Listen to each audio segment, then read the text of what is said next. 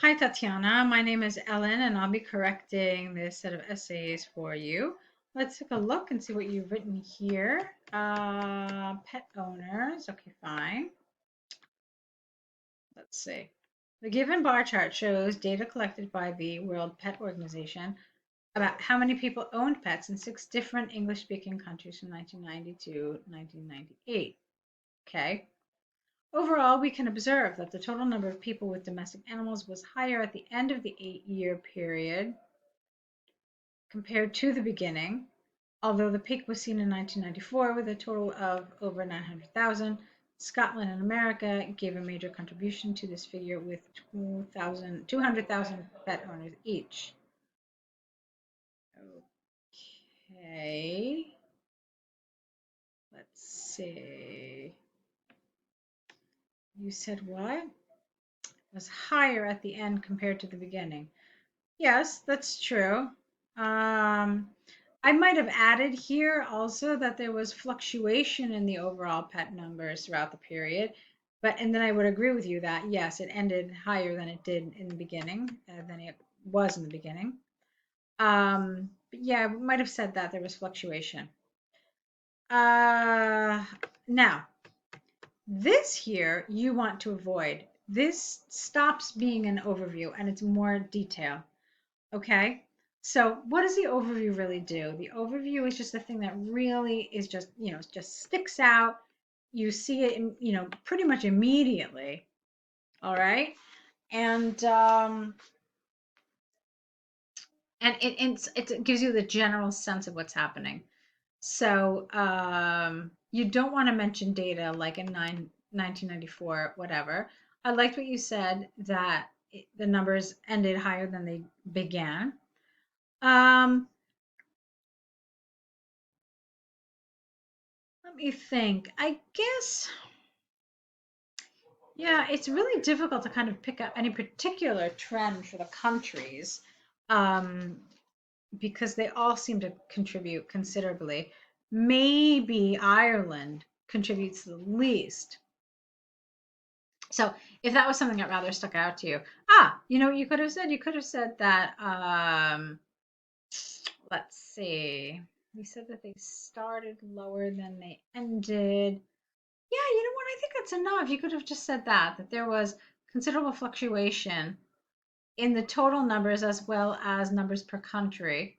You know who was really stable? England was actually really stable, as was Ireland. I would say they were both really stable. The rest of them, not so much. So you could have said that, or you could have said that. Um, what did I say? Yeah, numbers ended at a higher point than they began. With, let's see, yeah, maybe could have said that, England and Ireland among the countries with the most stable numbers. You could have done that for an overview. All right, let's move on. Let's see. Okay, you said Scotland and America. Yeah, you see, you've got data here again, and I don't want data. When you start using data, it's not an overview anymore, it's detail. So while everything is nice, you can't really do this because an examiner is going to look at this and say, okay, well, um, this is not an overview, this is detail. And if that's the case, then the examiner could potentially say, well, then that means that there is no overview. This for me feels like an overview, this sentence here. Okay, so again, stop the sentence here and just get rid of the rest of it. All right, in 1995, pet owners decreased less than 800,000 globally. During that same year, America and Wales experienced a significant reduction of about 60% and 35% respectively. In contrast, Scotland, Canada, and Wales tended to remain stable not only in 1995, but throughout the period, is how you want to say this, generally ranging between 150,000 and 200,000 units. An occasional dip under 120,000 occurred in Canada in 1992 and in England in 1991. Okay, so um, let me tell you what I liked about this and what I didn't like about this. I really liked what you did here. You did this range. I thought that was a great way to do this. Really, really good. Um, what I don't like is the progression of your ideas. It's not logical. So you started here in 1994, then you went to 1995, which is like in the middle of the chart. So I didn't understand that. And then you gave me this sentence about 1992 and 1991. So that for me was rather bizarre. It would have made more sense if you had done it chronologically. Okay. We'll talk about it in a minute. Ireland held the lowest amount of pet holders with a maximum of 100,000 reached in 1992 and a minimum of 50,000 the following year. All right, I don't understand really why that is in its own paragraph. I don't understand why there aren't any other countries. So let's see. You had 6 countries to talk about. Did you mention them all by name?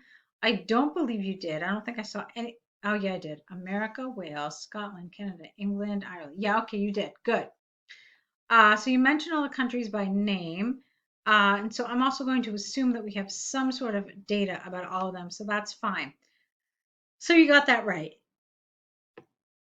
I also really like what you did. I already told you this with that data about England, right? Where you said Scotland, Canada, and England, they generally range between this and this.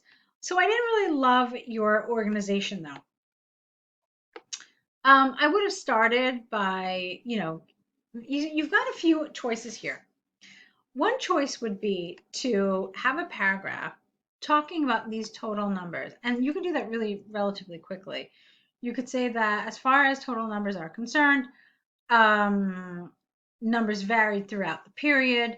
In 1990, the total value of pet owners was just under 800,000, whereas for the next 2 years it increased.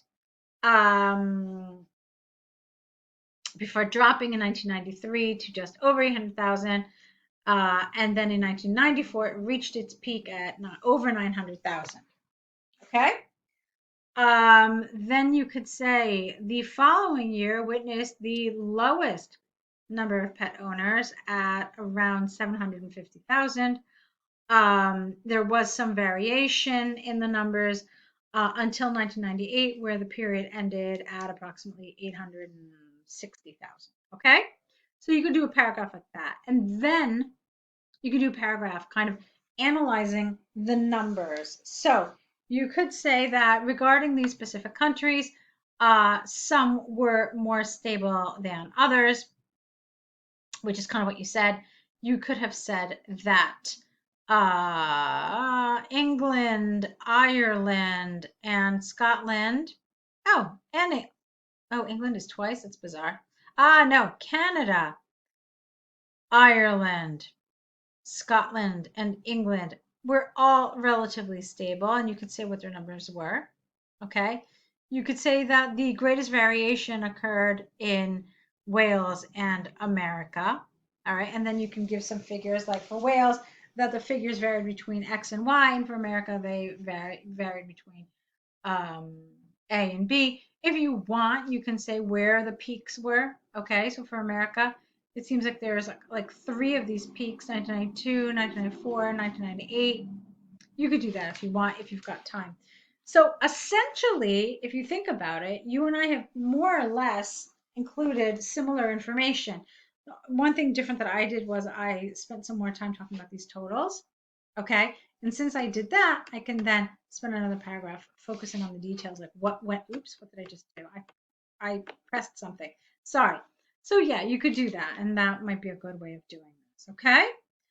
All right. Let's move on to your task 2 about international marketing. All right. In the globalized world where we live in, all right, careful with this kind of grammar. When you use where, you don't need to use in. Okay. If you had said that, you needed in. Does that make sense? So these kind of like place relative pronouns. If you use that, then you need a preposition. If you use where, then you don't need one. So let's try it again. In the globalized world where we live, international marketing has had a key role in getting us all connected. However, while some people consider it an enriching addition to a country's culture, many others see it as an unfavorable invasion. Below, I will explain why I feel that creating an increasingly interdependent planet will only tend to a positive outcome. This is wonderful.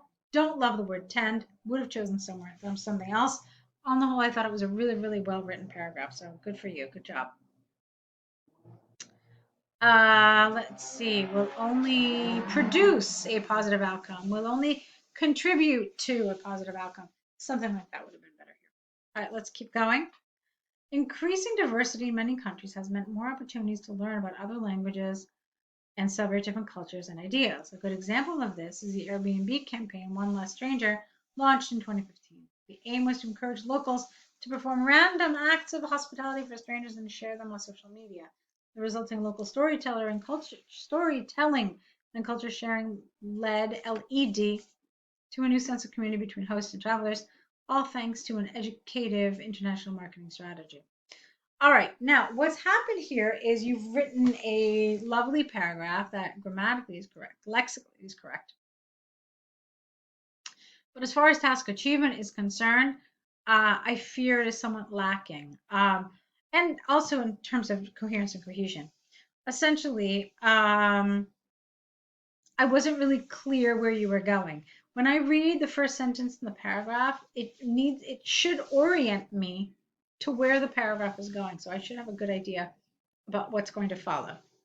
Um, so this sentence for me didn't do that. You were talking about increasing diversity, opportunities. So I wasn't really sure where you were going with this. So you talked about this campaign. Are you telling me that this is an example of international marketing? And what is it spreading? Culture? Is it an economical form of education? So a lot of this, I just didn't really understand it. I wanted to see better structure. I saw language, and that's a great thing. I saw good language. But as far as the other elements are concerned, task achievement and coherence and cohesion, it needed work. Okay, let's see. In contrast, a significant proportion of the population in some countries might be very conservative and believe that allowing foreign brands to operate across their borders is almost an act of war. That's a great sentence. For instance, Domino's Pizza decided to open its stores in Italy 7 years ago, but Italian people, who are in large part traditionalists, were skeptical since the beginning and didn't welcome the invasion of pineapple topping on their beloved culinary creation. What a great sentence. Good. In consequence, Domino's pulled out of the Italian market, failing its mission of conquering the home of pizza. Ultimately, it's up to the customers to decide whether or not a business venture is fitting or intruding into their society. But personally, I see every addition as a positive diversification rather than a negative one. All right, so what's happening here, Tatiana, is that the language is so nice, really very high level, really excellent. I mean, you actually made me chuckle while I read an essay, and so that's great. Um, but you're not doing some of the stuff you need to be doing in this essay, unfortunately. I feel like you're really leading the essay through these examples. And while the examples are very critical to the essay, they are not, how can I say this? They are not the end all and be all. Okay. You can't just throw an example in your essay and then just assume that your reader understands the connections you're making, understands how this example somehow answers the question. You really need to lay this out very, very clearly and plainly for your reader. Um, let's see. Might be very conservative. Okay, let me think.